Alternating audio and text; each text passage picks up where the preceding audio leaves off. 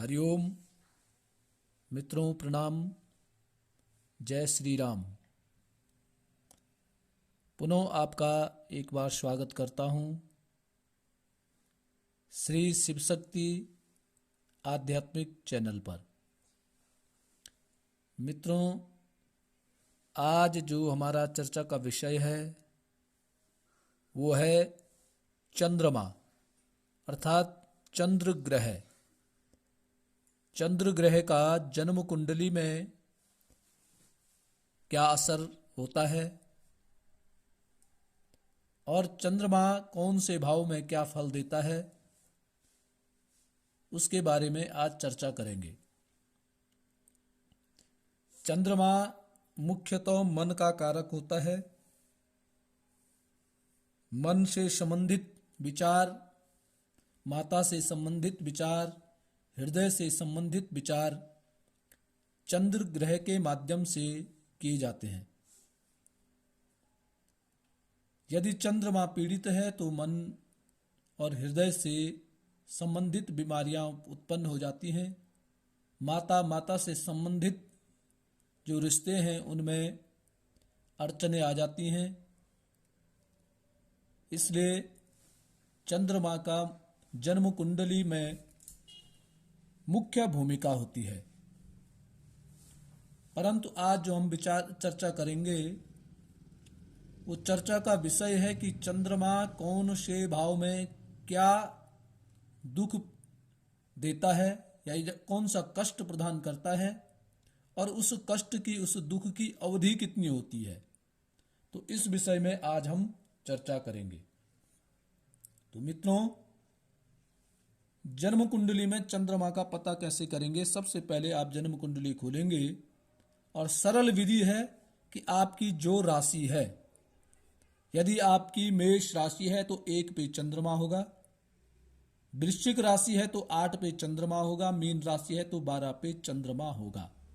अब जन्म कुंडली में किसी भी खाने में चंद्रमा है, ठीक है, पहले भाव में, दूसरे भाव में, तीसरे, चौथे, पांचवें भाव, जिस भी भाव में चंद्रमा बैठा हुआ है उस भाव से संबंध। चंद्रमा क्या होता है, जिस भाव में बैठ रहा है, यदि पीड़ित चंद्रमा किसी भाव में बैठा है तो उस भाव से जो संबंधित जो समस्याएं होती हैं वो अस्थायी समस्या होती हैं। अर्थात वो समस्याएं बहुत लंबी समस्या चंद्रमा नहीं करता है।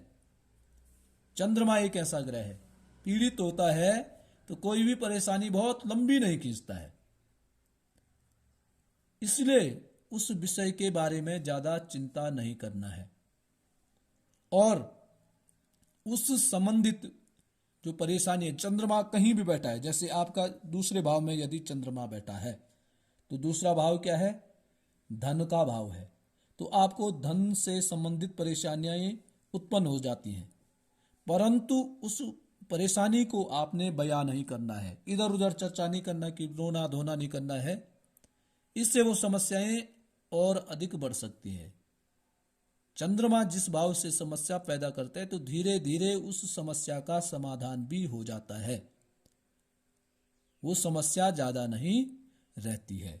यदि ऐसे ही चंद्रमा पंचम भाव में बैठा है तो संतान का भाव है, बुद्धि का भाव है, तो संतान बुद्धि भाव में ही से संबंधित परेशानियां हो जाती हैं, परंतु धीरे धीरे वो समाप्त हो जाएंगी। ऐसे नहीं कि आपने संतान के बारे में इधर उधर चर्चा करने लग गए तो उसमें ज्यादा चर्चा नहीं करनी। यदि चर्चा आप अधिक करते हैं तो मन क्या हो जाता, अशांत होता है, क्योंकि चंद्रमा मन का स्वामी है। इसलिए मन में अशांति पैदा हो जाएगी और वो अशांति दिन प्रतिदिन बढ़ती ही जाएगी।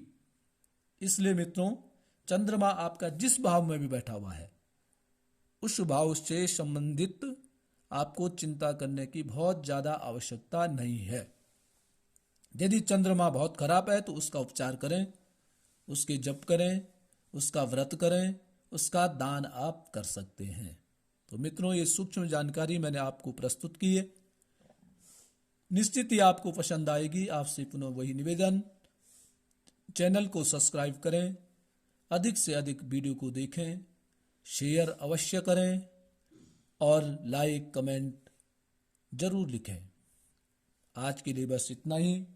पुनः कल किसी नए विषय के साथ आपके सामने प्रस्तुत होऊंगा। तब तक के लिए नमस्कार, प्रणाम, जय श्री राम।